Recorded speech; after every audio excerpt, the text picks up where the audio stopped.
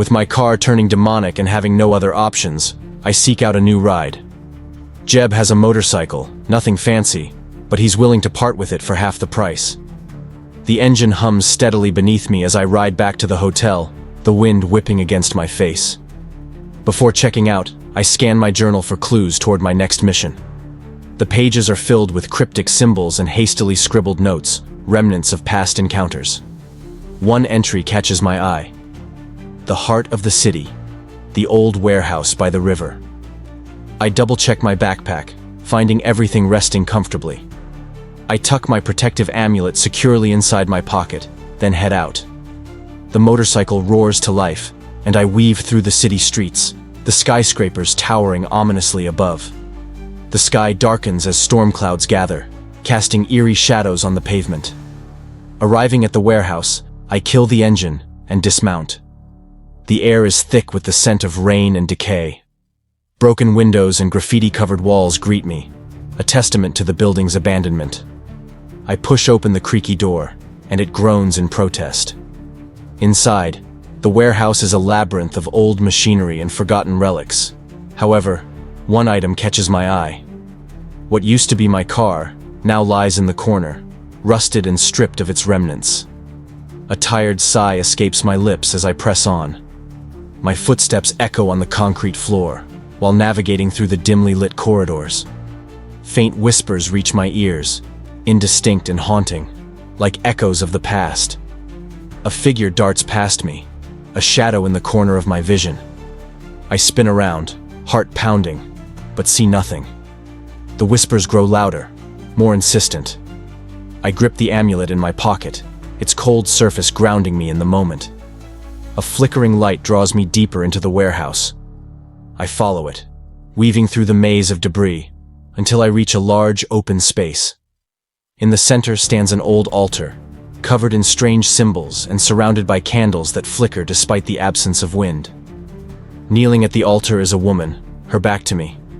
She murmurs softly, her voice blending with the whispers. As I step closer, she turns, revealing hollow eyes and a ghostly pallor. It's Mary. Or so I thought.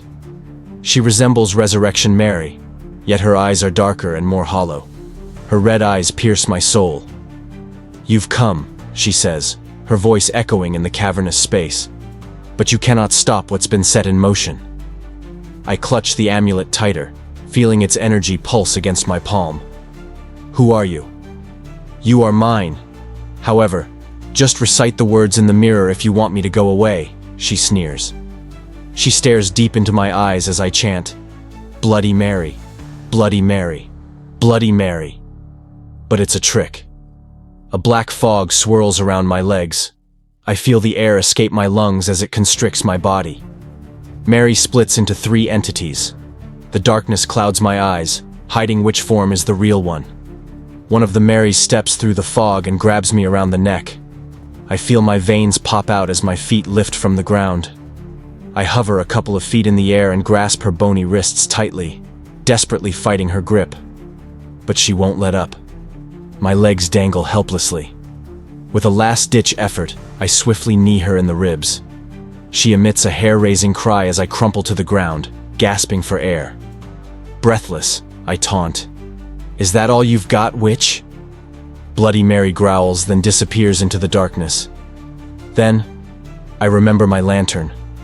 I throw open my backpack and ignite the warehouse, but I'm alone. The eerie atmosphere shudders my core as I look around. A sudden noise behind me makes me spin around, heart racing. The shadows seem to thicken, pressing in from all sides. I hold the lantern high, its light casting flickering shadows on the walls. The whispers return, now louder and more chaotic. Suddenly, all three Marys reappear, surrounding me. Their red eyes glow with malevolence, and they move in unison, their movements synchronized and unnatural. I back up, clutching the amulet with one hand and the lantern with the other. "Your tricks won't work on me," I say, trying to keep my voice steady. The Marys laugh in a chilling chorus. "You're in our domain now," they hiss. "There is no escape." Desperation fuels me as I search my mind for a solution. The journal's entries flash through my memory. and I recall a passage about mirrors and reflections. I glance around, spotting several broken mirrors among the debris. An idea forms, risky, but worth trying. I grab 3 shards of the mirror, each varying in size. A nearby crafting table holds a bottle of lighter fluid and salt. I pour a pentagram on the floor, igniting the flames. I feel more secure after creating a barrier of flames between me and the Marys. They shriek and recoil from the fire.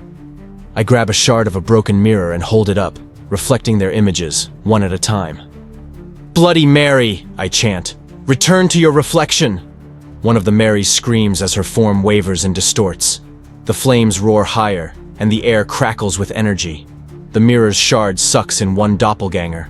A sparkle of electricity is all that remains. I approach the next entity and utter the incantation again. She resists, yet the shard proves too powerful as I watch her disappear. With a menacing sneer, I reserve the largest mirror piece for the real Bloody Mary. Bolts of electricity shoot out from her skeletal fingers. She growls as it has no impact on my wall of fire. "And as for you, the real Bloody Mary," I chant one last time, "return to your reflection." She releases a blood-curdling scream. I watch her take off, yet demonic arms wave out of the mirror shard and constrict her body. She falls, kicking and shrieking, while being dragged backwards. I watch her form shrink, then disappear.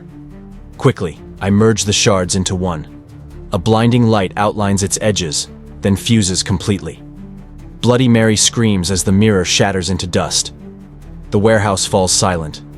The oppressive atmosphere lifts, and the whispers cease. I collapse to the ground, exhausted but alive. I clutch the protective amulet, its warmth a comforting reminder of its power. Standing up, I brush off the dust and debris. I've survived another encounter, but I know this isn't the end. The darkness still holds many secrets, and my journey is far from over. But tonight, I've taken one step closer to uncovering the truth. Determined, I head back to my motorcycle. The road ahead is long and filled with dangers, but I won't stop until I've unraveled the mysteries that haunt me. Determined, I head back to my motorcycle. The road ahead is long and filled with dangers. My body aches with every injury I've sustained so far, but I won't stop until I've unraveled the mysteries that haunt me. What I really need is a partner or team, I mutter to myself. I pull out my phone and scan the list of contacts. There are many people I could reach out to, but who would believe me? I can already hear the laughter. With a frustrated sigh, I open my journal. One entry stands out, pointing to a college town a few hours away. It reads, "Hidden Truth Society." Perplexity washes over me. Is my journal leading me toward the help I desperately need, or is this another mystery to solve? Either way, I have no choice but to follow the lead. I rev the motorcycle's engine, the roar filling the empty warehouse, and set off into the night. The road stretches out before me, and with each mile, the promise of answers, or new dangers, draws closer.